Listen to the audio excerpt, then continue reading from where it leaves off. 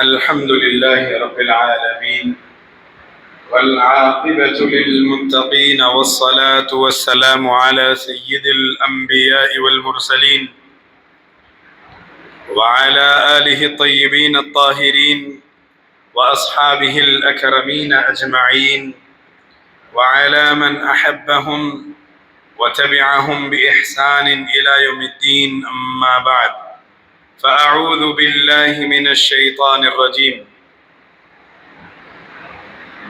بسم الله الرحمن الرحيم.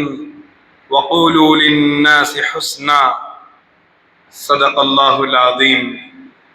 وقال سبحانه وتعالى في القرآن المجيد والفرقان الحميد في شأن حبيبه الكريم ورفعته وعظمته: إن الله وملائكته يصلون على النبي يا أيها الذين آمنوا صلوا عليه وسلموا تسليما.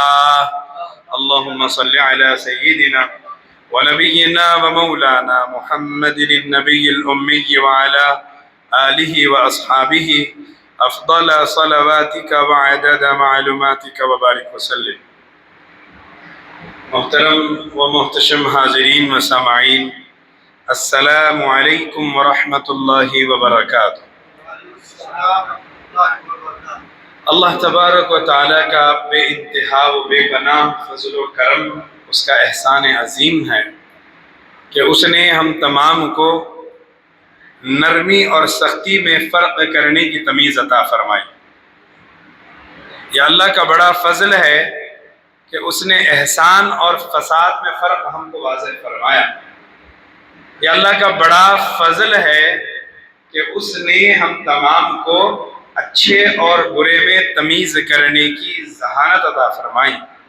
ہم دعا گو ہیں کہ پروردگار جہاں کہیں ہم غلط ہوں وہاں پر ہماری اصلاح فرما، اور جہاں کہیں کوئی غلط چیز نظر آ جائے تو اس کی اصلاح کرنے کی بھی توفیق عطا فرما. عزیزان گرامی، کسی پہ تنقید کرنا نہیں ہے، بلکہ رسول کریم نے فرمایا المؤمن مرآۃ المؤمن. یہ حضور کا فرمان گرامی ہے. مومن مومن کا آئینہ ہے. مومن مومن کا آئینہ ہے. آئینہ کا کیا مطلب آپ سامنے والے میں کوئی اچھائی دیکھیں گے یا اس میں کوئی برائی دیکھیں گے تو وہ در حقیقت ایسے ہی ہے جیسے وہ چیز آپ کے اندر بھی موجود ہے. عزیزان گرامی، اگر ہم کسی کو اچھا سمجھتے ہیں، کسی کے ساتھ ہم نرمی اختیار کرتے ہیں، کسی سے اچھی گفتگو کرتے ہیں، تو یہ ہمارے نرم ہونے، ہمارے اچھے انداز میں گفتگو کرنا، یہ ہمارے اچھے ہونے کی دلیل ہے. اگر میں سامنے والے سے کمزور سمجھ کر سختی سے گفتگو کروں، اس کے ساتھ غلط گفتگو کروں، تو اس کے اندر کمزوری تو ظاہر ہو یا نہ ہو وہ الگ بات ہے. میں اپنے لیے تو مہر لگا رہا ہوں کہ میں اچھا انسان نہیں.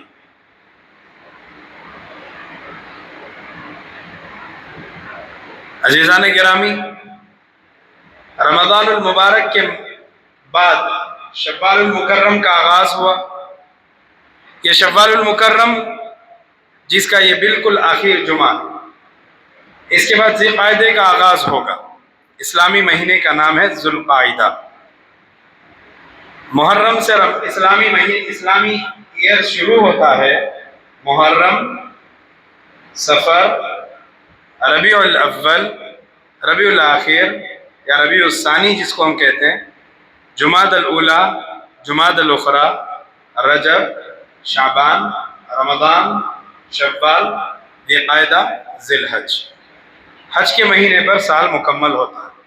یہ 11واں مہینہ ہمارے درمیان شروع ہونے والا ہے، اور ماحول بھی اپنے اندر گرمی کو فل بڑھا رہا. گرمی اتنی اپنی حرارت کو پہنچ گئی ماشاءاللہ کہ اچھا آدمی بھی سختی پر آ جائے، نرم گفتگو کرنے والا بھی چڑچڑا ہو جائے. کیفیت ہوتی چلی جا رہی ہے. تو اس سے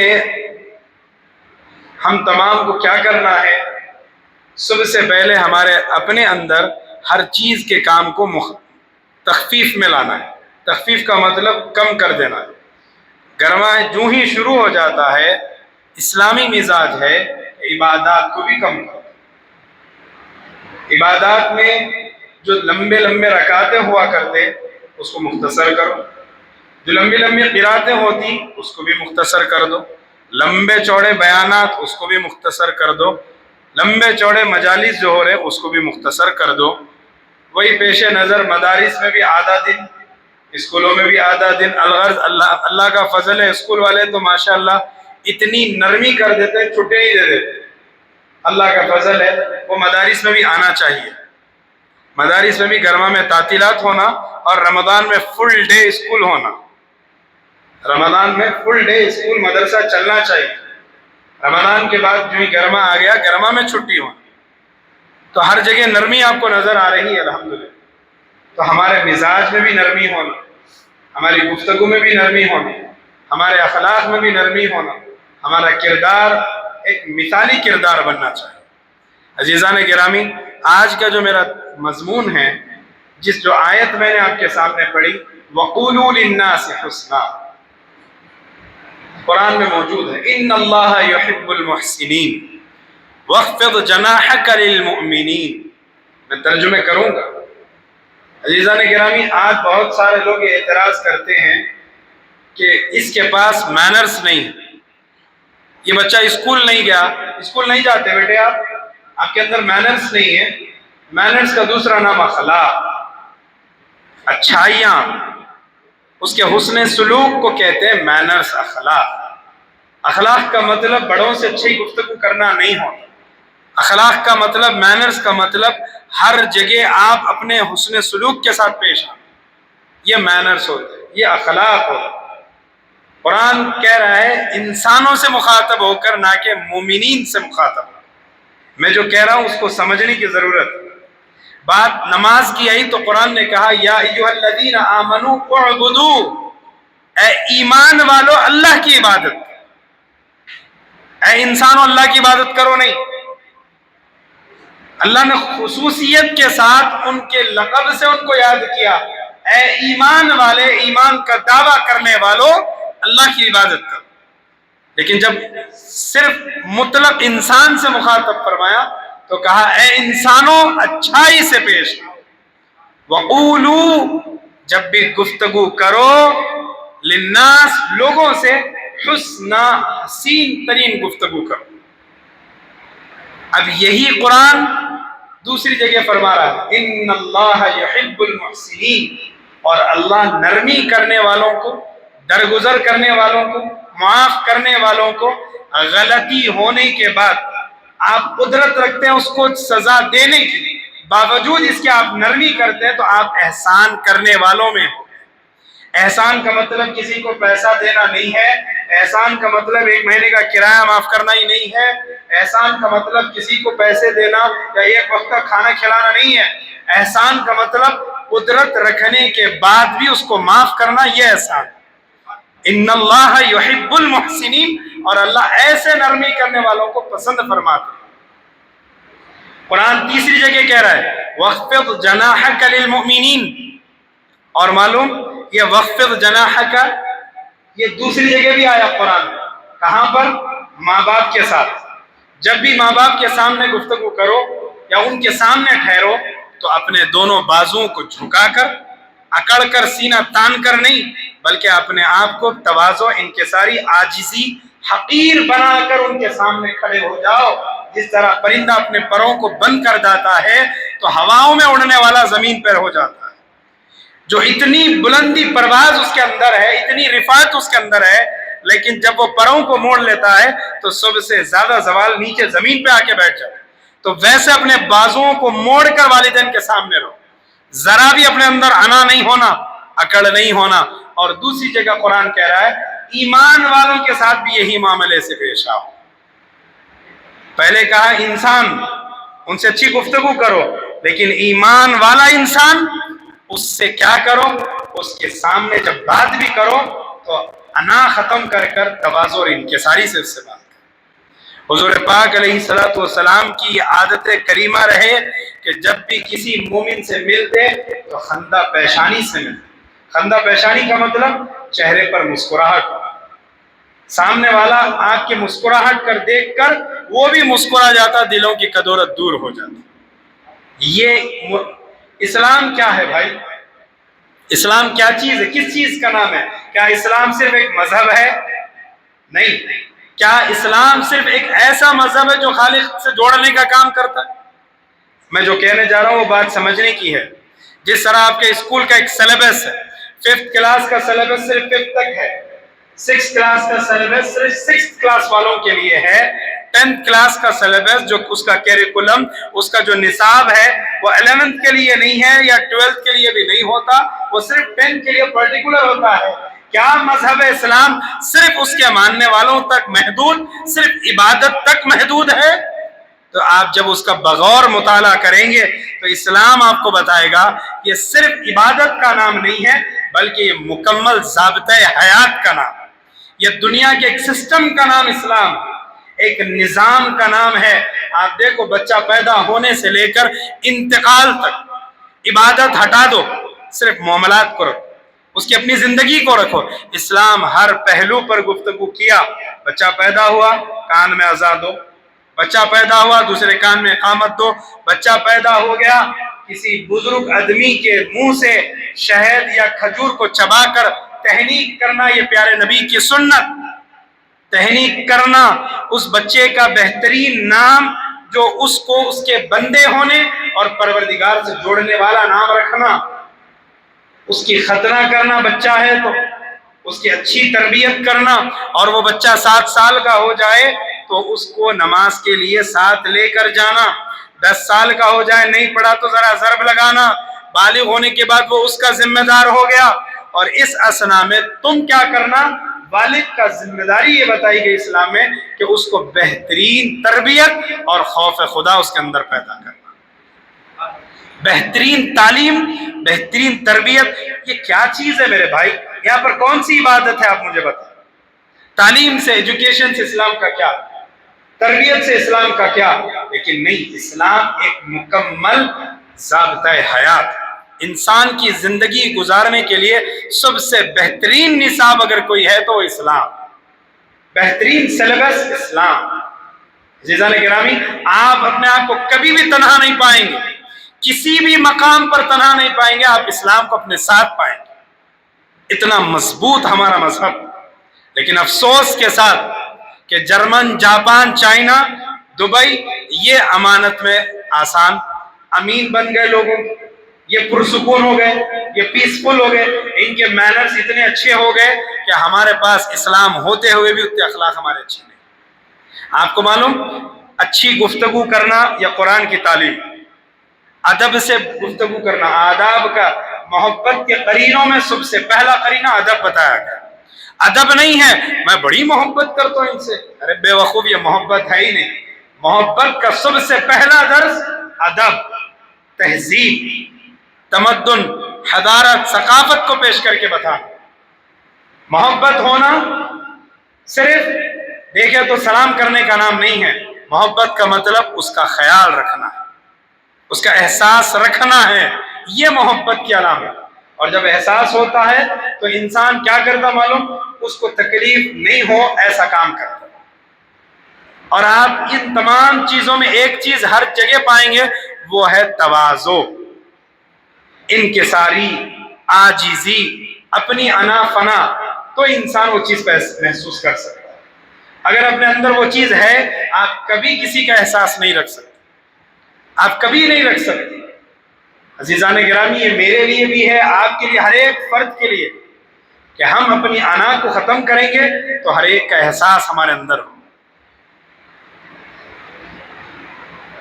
رسول کریم علیہ الصلوۃ والسلام نے سب سے پہلا درس انسانیت کا، ہمدردی کا، بھائی چارگی کا دیا، اخلاق کا دیا۔ بعد میں 40 سال کے بعد عبادت کا حکم دیا۔ کتنے سال کے بعد؟ 40 سال کے بعد۔ اٹھا کے آپ سیرت کو پڑھو، پیارے نبی علیہ الصلوۃ والسلام کے ولادت سے 40 سال کی عمر ہو گئی، ایک ہی جگہ پر آپ ہیں، خانہ کعبہ کے پاس ہی ہے، اور خانہ کعبہ کے جو متولی ہے ان کے پوترے رسول کریم حضرت عبد المطلب، خانہ کعبہ کے متولی، سجاد خانہ کعبہ، اس کے ذمہ دار، جو بھی خانہ کعبہ کی زیارت کو آتا ان کو گھر میں رکھ کے کھانا کھلانے والے خاندان کا نام قریش خاندان۔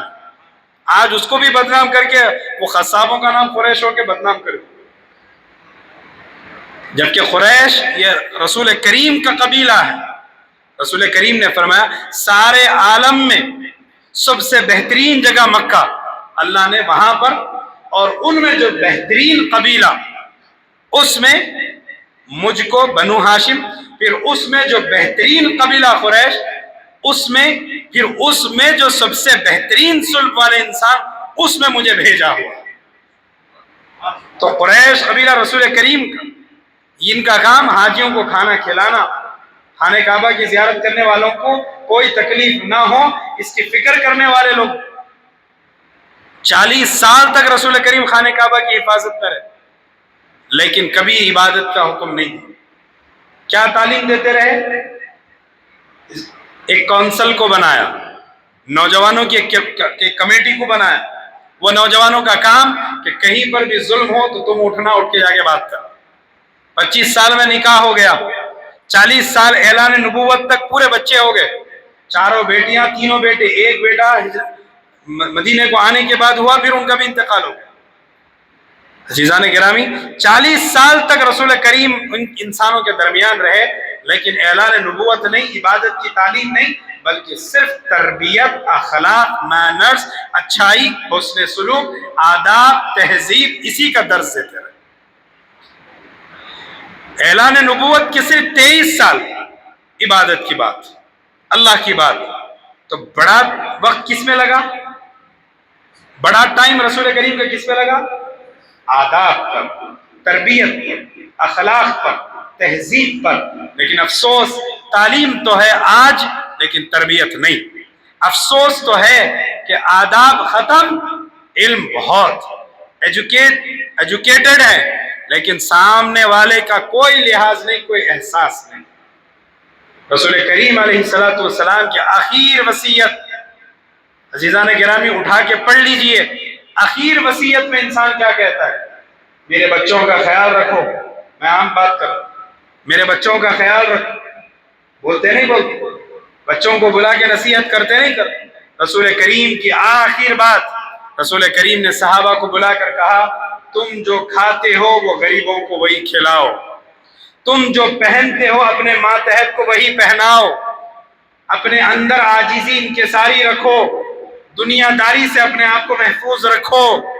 مجھے تمہارے مشرک ہونے کا اب خوف نہیں ہے، تم شرک کی طرف تو نہیں جاؤ گے لیکن دنیا دار ضرور بن جاؤ۔ مجھے اس بات کا ڈر ہے کہ تم دنیا داری سے بچو اور اپنے ماتحت پر کبھی ظلم نہ کرو۔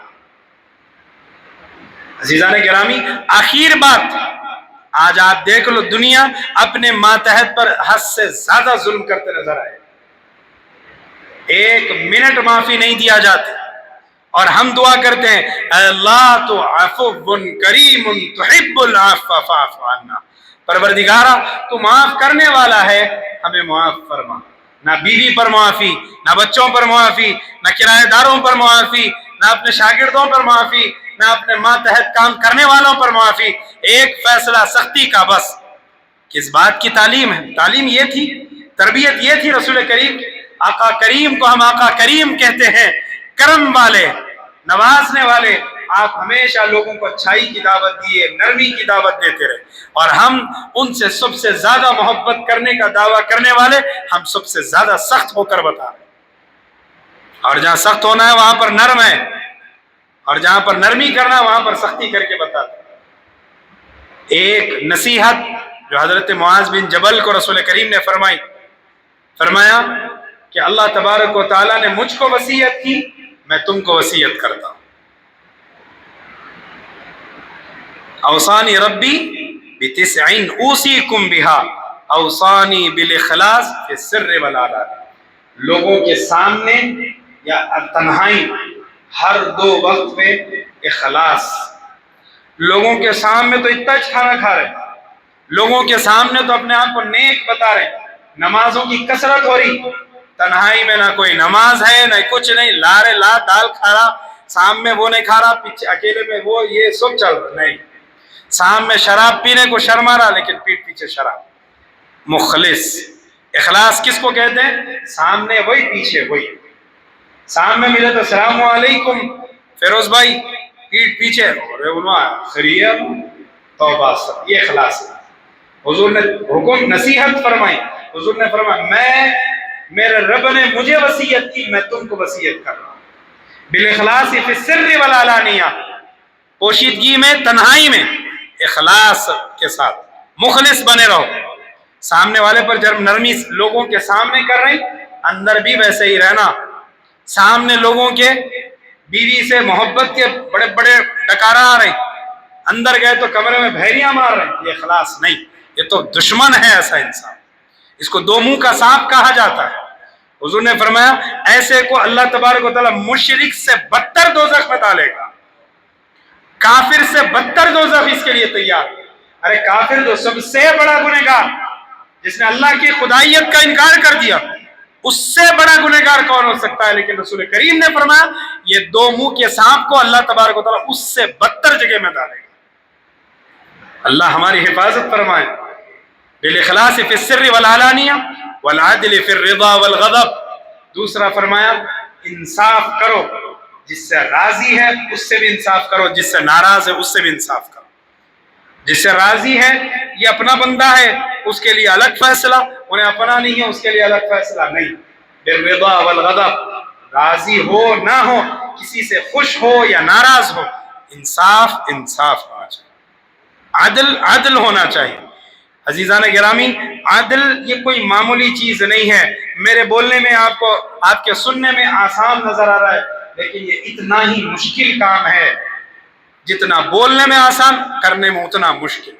انصاف بہت بڑی چیز، قیامت کے دن اللہ انصاف کرے گا، اللہ کا سب سے بڑا ہتھیار انصاف ہے، اور اس کے سامنے کوئی بندہ نہیں ٹکے گا، اتنی بڑی چیز انصاف ہے۔ کون جنت میں جائے گا کون دوزخ میں جائے گا، فیصلہ انصاف سے ہوگا، وہ انصاف ہم صاف۔ زری اتنی سی غلط، حضرت عمر فرماتے اگر میری خلافت ایک بکری کے بچے پر بھی ظلم ہو جائے، قیامت کے دن عمر اس بات سے بھی گھبرائے گا کہ اس جانور کا جواب میں کیا دوں گا۔ وہ جب بارگاہ خداوند میں اعتراض کرے گا، پروردگار عمر کی خلافت میں مجھ پر ظلم ہوا، عمر کیا جواب دے گا، میں کیا انصاف کر رہا ہوں لوگوں کے درمیان۔ حضرت عمر روتے رہتے پریشان ہو جاتے۔ اتنا بڑا امیر المؤمنین جن کے انصاف کو دیکھ کر قیصر و کسریٰ بھی پریشان ہو جاتے، لوگ صرف ان کے انصاف کو دیکھ کے دائرہ اسلام میں داخل ہو جاتے۔ وہ اتنا انصاف کرنے کے بعد گھبرائے تو میں آپ کس کھیت کی مولی، کون سا انصاف ہمارے درمیان ہو رہا ہے نہیں ہو رہا ہے، غور کرے۔ ارے قاضی بنایا اللہ۔ ایک بات میرے والد کہتے ہیں جو بڑی مجھے پسند آتی ہے اور میں ہمیشہ اس چیز کو اپنے دامن سے باندھے رکھتا ہوں، وہ یہ آپ کے پاس کوئی فیصلہ آ جائے یا آپ کے پاس کوئی مانگنے والا آ جائے، ہرگز تکبری نہ کر، بلکہ اللہ نے تجھے یہ مقام دیا اور تجھے یہ قابل سمجھا کہ تو اس کو دے گا، تو اس کا صحیح فیصلہ کرے گا، اس لیے تجھے یہ مقام پہ اللہ بٹھایا اور اس کو اللہ تیرے پاس اس کو بھیجا۔ اگر تو اس کو بھگا دے، نہیں دے گا، اس کی مدد نہیں کرے گا، تو اللہ تیرے پاس اس کو بھیجا تھا تو وہ نیکی کو ضائع کر دیا۔ یہ انصاف کی جگہ پر اللہ تیرے کو بٹھایا، تو ناانصافی کر کے اللہ کی بارگاہ میں مردود ہو گیا۔ تو عزیزان گرامی، اپنے فیصلوں پر نظر ثانی کرتے رہیں، اپنے اندر نرمی کو پیدا کرے، اپنے اندر تواضع کو پیدا کرے۔ جب فیصلے کی بات آئی حق اور باطل کو دیکھے۔ اور یہاں پر ایک اور بات کہنا ضروری سمجھتا ہوں، بہت سارے لوگ انصاف کا مطلب سمجھتے ہیں کہ وہ حدیث بھی ذہن میں آ جاتی ہے، قل الحق وإن كان مر، سچ کا ساتھ دو اور سچ بات کہو، گرچہ وہ مٹی لگے، گرچہ وہ بولو جی بھائی، گرچہ وہ کڑوی لگے، سچ بولو گرچہ وہ کڑوی لگے۔ حدیث ہے نا، 40 حدیثیں تو بھی یاد کرو بھائی، قیامت کے دن یا مرنے کے بعد ہمارے کام میں آنے والی حدیثیں ہیں. حضور فرمائے 40 حدیثیں جو بندہ یاد کرا وہ اللہ کے امان میں آ جائے گا. چلے حدیث یاد کرو، اس میں ہی چاہیے سچ بات کہو گرچہ وہ کڑوی لگے. تو اس کا مطلب ہم یہ سمجھ رہے ہیں سامنے والے کو کڑوی لگے نہیں، سچائی کا ساتھ دو گرچہ وہ سچائی خود میرے کو کاٹ دے.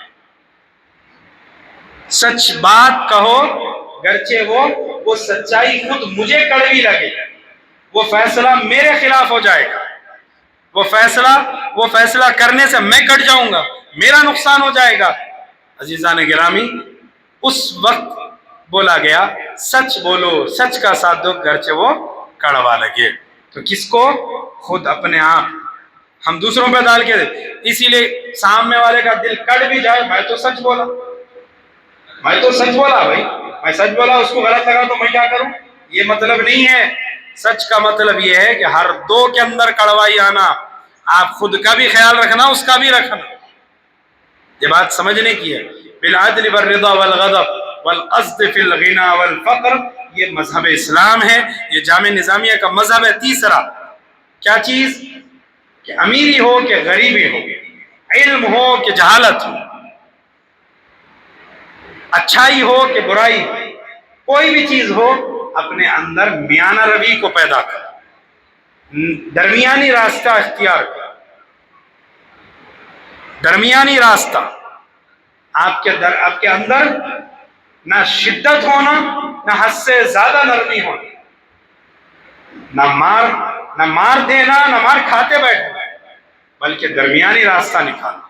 والقصد فی الغنى والفقر، نہ سامنے والے کو سزا ہو نہ اس کو تکلیف ہو، بلکہ اس کو سبق بھی سکھا. سلیقے کا فیصلہ. والقصد فی الغنى والفقر، امیری ہو کہ غریبی ہو، درمیانی چال. پیسے ہے بانٹ رہے، غریبوں کی مدد بھی ہو رہی، ذرا پیسے ختم ہو گئے، ذرا کمزوری آ گئی، 1 روپیہ نہیں نکل رہا جیب سے، پورے اندر سیف ہوتے جا رہے ہیں، جب تک امیر نہیں ہوتا نہیں نکالوں گا. نہیں، اعتدال، درمیانی چال. پہلے 100 دیتا تھا، 1 روپیہ دیا، لیکن 2. اعتدال پسند. یہی جامع نظامیہ کا مشرب ہے. سب کو کافر بھی نہیں بولتا، سب کو صحیح بھی نہیں بولتا، بلکہ جس کے عقائد درست ہے، جس کے نہیں ہے آپ کہیں کو بول رہے ہیں صاحب اس کے بارے میں. کیا ضرورت ہے آپ کو بولنے کی؟ کیا آپ سے پوچھا جائے آپ کو نبی بنا کر بھیجا گیا یا آپ کو اللہ قاضی بنا کر بٹھایا؟ آپ اپنی فکر کر لو، کافی ہے. میری فکر کافی ہے. آپ کو بٹھائے بولو تب بولو، جب آپ کو نہیں بٹھائے آپ کو بولنے کی ضرورت نہیں. درمیانی چال اختیار کرنا چاہیے. یہ ہر جگہ آپ اصول قائم رکھنا، گھر میں، کاروبار میں، باہر، ہر جگہ پر درمیانی چال اختیار کرنا، نہ سختی نہ نرمی، درمیانی چال. وَأَنْ أَعْفُوَ عَمَّنْ ظَلَمَنِي، حضور فرمانے لگے رب نے مجھے وصیت کی اور میں تم کو وصیت کر رہا ہوں کہ جس نے تم پر ظلم کیا اس کو معاف کر دو. وَأَنْ أَعْفُوَ عَمَّنْ ظَلَمَنِي، جس نے آپ پر ظلم کیا، آپ کو مارا یا آپ کے ساتھ سختی کرا یا آپ کا حق مار دیا، لیکن جب آپ قدرت والے ہو گئے، اب آپ بھی چاہے تو اس کو اپنی جگہ سے ہٹا سکتے، بدلے لے سکتے، لیکن جب اللہ آپ کو قدرت دے دے، وَأَنْ أَعْفُوَ عَمَّنْ ظَلَمَنِي، پیارے نبی آقا کریم پر پیغمبر فرماتے، کرم والے پیغمبر فرماتے، رحمت للعالمین فرماتے ہیں کہ جو ظلم کرا اسے معاف کرو. لیکن کب؟ جب وہ ظلم کرنے والا اپنے ظلم پر نادم ہو. وہ ظلم کرنے والا اپنی غلطی پر نادم ہو گیا، انہیں بول رہا بھائی میرے کو احساس ہو گیا میں غلط کرا. چل رہے تو کرائچ کا ساتھ تھا، جب یہ بدلہ ہے. معافی، اب آپ کے اندر طاقت ہے اس کو معاف کرنے، اب آپ اس کو چھوڑ سکتے، لیکن آپ چھوڑ دیں گے رسول کریم کی وصیت پر عمل نہیں چھوڑیں گے، آپ بدلہ لے لیا، آپ کے اندر اب وہ اللہ تبارک و تعالیٰ وہ برکتیں، وہ رحمتیں جو دینے والا تھا وہ روک دیا جائے. وَأَنْ أَعْفُوَ عَمَّنْ ظَلَمَنِي وَأُعْطِيَ مَنْ حَرَمَنِي، یہ تو اتنی بڑی بات ہے کہ جو آپ کو کسی چیز سے محروم کر دے آپ اس کو وہ چیز دے دو. جب بات آپ کی تھی وہ بندہ آپ کو محروم رکھا، نہیں دیا، لیکن جب آپ صاحب اقتدار ہو گئے، اب آپ کے پاس اتنی قدرت آ گئی کہ آپ اس کو دے سکتے ہیں، اب آپ اس کو دے دینا، یہ رسول کریم کی وصیت۔ وَأُعْطِيَ مَنْ حَرَمَنِي، جس نے آپ کو محروم کر دیا تھا آپ اس کو عطا کر دو۔ وَأَصِلَ مَنْ قَطَعَنِي، اور جس نے آپ سے رشتہ داریوں کو توڑ دیا اس سے رشتہ داریاں جوڑو۔ وَأَنْ يَكُونَ صَمْتِي فِكْرًا وَنُطْقِي ذِكْرًا وَنَظَرِي عِبْرًا، فرمایا جب بھی خاموش بیٹھو، تنہائی میں بیٹھو تو سوچو، سوچو اپنے بارے میں، میرے بال سفید ہونے لگ گئے، میں ضعیف ہونے لگا ہوں، میری آدھی عمر گزر گئی، میں پیدا ہوا مجھے چلنا نہیں آتا، چلنے کے قابل بنا، رینگتا رہا، پھر ذرا ہاتھ پکڑ کے چلا، میری عمر بڑھتے چلی گئی، بچے سے جوان، جوانے سے جوانی، جوانی سے بڑھاپے کی طرف میں مڑ رہا ہوں، میری عمر برف کی طرح گھل رہی ہے۔ تنہائی میں بیٹھو تو سوچو کہ جو نکلا اتا پھر واپس جائے گا مٹی میں۔ عزیزان گرامی، سوچو کہ میں کہاں ہوں، کیا کر رہا ہوں، مجھے کرنا کیا ہے۔ وَأَن يَكُونَ صَمْتِي فِكْرًا، خاموشی میں سوچ پیدا کرو۔ وَنُطْقِي ذِكْرًا، جب بھی بولو اچھا بولو، سخت مت بولو، کسی کو تکلیف ہو ویسے جملے مت بولو، اللہ کا ذکر کرو۔ وَنَظَرِ عِبْرًا، اور کوئی چیز دیکھ لیے تو اس سے عبرت حاصل کرو۔ یہ 9 وصیت رسول کریم کی۔ عزیزان گرامی، یہ تمام کے تمام ہمارے لیے ضروری ہے۔ سوچو اپنے بارے میں کہ کیا ہم ان وصیتوں پر عمل کرتے ہیں۔ اگر کسی کے والد گزرتے وقت کسی سے وصیت کرے، وہ بندہ تا عدم عمر یہ بات ذہن میں رکھتا ہے، میرے ابا میرے کو یہ وصیت کر کے گئے، نہیں رکھتے ذہن میں، میرے ابا میرے کو یہ وصیت کرے ہیں لہذا میں وہ وصیت پہ عمل کروں گا۔ ہمارے نبی نے ہمیں یہ وصیت فرمائی کہ معافی کا ساتھ لوگوں کو عطا کرو، درگزری کا معاملہ کرو، قدرت صاحب اقتدار ہے تو اب ظلم مت کرو، نرمی کا معاملہ کرو، اچھائی کے ساتھ اچھی گفتگو کرو، فون اٹھاتا رہے کہاں رہے نہیں، السلام علیکم ورحمۃ اللہ وبرکاتہ، اچھی گفتگو، دوستانے میں اچھی گفتگو، یارانہ میں اچھی گفتگو، میاں بیوی میں اچھی گفتگو، بھائی بھائی میں اچھی گفتگو، والد کے ساتھ اچھے اخلاق کے ساتھ پیش آنا، ان کے پیشانی کو، ان کے ہاتھ کو بوسہ دینا، ماں کے قدموں کو چومنا، یہ مذہب اسلام کی تعلیمات۔ مذہب اسلام کی تعلیم جمعے کے دن کپڑے صاف پہن کے، سرما لگا کے، ٹوپی پہن کے آ جانا کافی نہیں ہے، بلکہ اپنی زندگی میں خوبصورتی لانے کا نام اسلام۔ کریں گے کوشش انشاءاللہ۔ نوجوانوں، اپنے اندر تبدیلیاں لائیے، اپنے اندر ایسی کیفیت پیدا کرو کہ آپ کو دیکھ کر ماں باپ رشک کرنا، کاش ایسے 4 بچے میں کو اور ہو جاتے تو اللہ کتنا اچھا ہو۔ لیکن افسوس کا مقام، والدین آج کیا بول رہے ہیں، یہ مردود کائی کو پیدا ہوا کہ میرے پاس، میں ہر ایک کے گھر کی کہانی سنا رہا ہوں، مستثنا ہے کچھ لوگ، لیکن یاد رکھو یہ جو جملے ہیں یہ ہمیں قیامت کے دن پکڑ میں لائیں گے۔ خود میں بھی ذمہ دار، بچہ بھی ذمہ دار، ماں باپ کی تربیت اچھی نہیں تھی اس لیے بچے ویسے، اور خود یہ بچے پلٹا کے اپنے بچوں کو بھی وہی سکھاتے رہے۔ لہذا وَقُولُوا لِلنَّاسِ حُسْنًا، لوگوں کے ساتھ اچھائی کا معاملہ کرو۔ إِنَّ اللَّهَ يُحِبُّ الْمُحْسِنِينَ، یقیناً اللہ نرمی کرنے والے، احسان کرنے والوں کے ساتھ ان کو اللہ پسند فرماتا ہے۔ نماز پڑھنے والوں کا ذکر نہیں ہوا، قرآن پڑھنے والوں کا یہاں پر نہیں ہو رہا ہے، زکوٰۃ دینے والے نہیں، مدرسہ چلانے والے نہیں، خطیب صاحب نہیں، امام صاحب نہیں، مؤذن صاحب نہیں، بلکہ صرف کلیہ جملہ قانون، جو اچھا کام کرے اللہ اس کو پسند کرتا ہے۔ بس آپ اللہ کے محبوب بندے بننا چاہیں تو ضروری نہیں ہے اولیاء اللہ میں آپ شریک ہو جائیں، ارے 50,000 نمازیں 40 سال سے عشاء کے وضو سے فجر کی نماز نہیں، بلکہ آپ اپنی کیریکٹر کو بہترین بناؤ، آپ اللہ کے محبوب بندوں میں۔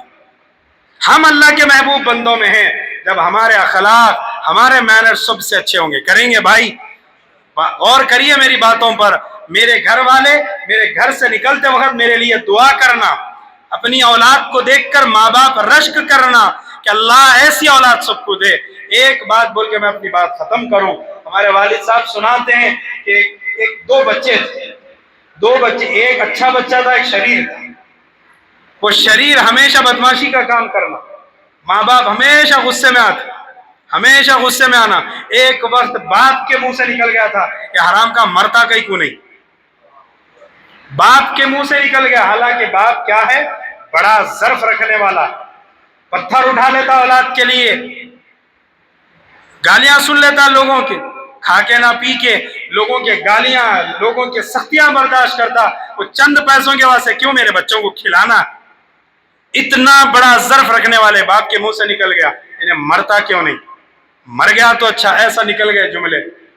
عزیزان گرامی، چند روز گزرے، اس کا جو بڑا بھائی تھا، جو نیک اچھا تھا، وہ گزر گیا. انہیں گزر گیا. ماں باپ کا جو جس کا محبوب بچہ تھا انہیں چلے گیا. اور یہ چھوٹا جو شریر تھا انہیں بہت شریف ہو گیا. اس کے اندر یہ کیفیت ہو گئی کہ انہیں ماں باپ کو دیکھ کے بولا میرے ماں باپ تو چھوٹ گئے، میرا بھائی چلا گیا. اس نے اپنے کیریکٹر کو بدلا، بہترین اخلاق والا بنا. ماں باپ خوش ہو گئے، لیکن باپ کی بد دعا تھی، کسی نہ کسی دن لگنی تھی، اس کو بھی لگ گئی، وہ بھی دنیا سے رخصت ہو گیا. تو ماں باپ کے منہ سے جو نکلتا ہے لگ جاتا ہے. خدا را عزیزان گرامی، بچوں کے لیے اچھی تعلیم، اچھی تربیت، اچھی دعا یہ ضروری ہے. خود کو بدلو، اپنی اولاد کو بدلو، اپنے اندر اخلاق کو پیدا کرو. ہمارے پاس بالکل یہ تمام چیزوں کا صفایا ہوتے چلے جا رہا ہے. ہمارے درمیان کوئی اچھائی ہے نہیں ہے. ڈھونڈے تو نہیں ملتی. ایک ملتی، کیا؟ کپڑے پہننے آ گیا بس. بھائی یہ ظاہر، اس ظاہری جسم کو چھپانے کے لیے ہم جو کپڑے پہن رہے ہیں، ایسے ہی ہمارے باطنی عیوب کو چھپانے کے لیے بھی اخلاق ضروری ہے. تو خدا را کوشش کریے اللہ کا بھی حق ادا کرے، بندوں کا بھی حق ادا کرے، اپنے اندر تبدیلی لائے. لوگ آپ کی میری مثال دینا چاہیے، ہماری اولاد کی مثال دینا. کیا اچھے بچے ہیں، کیا اچھے والدین ہیں، کتنی اچھی گفتگو کرتے، ایسی مثال دیں. اللہ سے دعا ہے کہ پروردگار ہم تمام کو کہنے، بولنے، سننے سے زیادہ سمجھنے اور عمل کروانے کی توفیق عطا فرما. الہ العالمین ہم کو بہترین کیریکٹر والے انسانوں میں شمار فرما. وآخر دعوان ان الحمدللہ رب العالمین. سنت ادا فرما.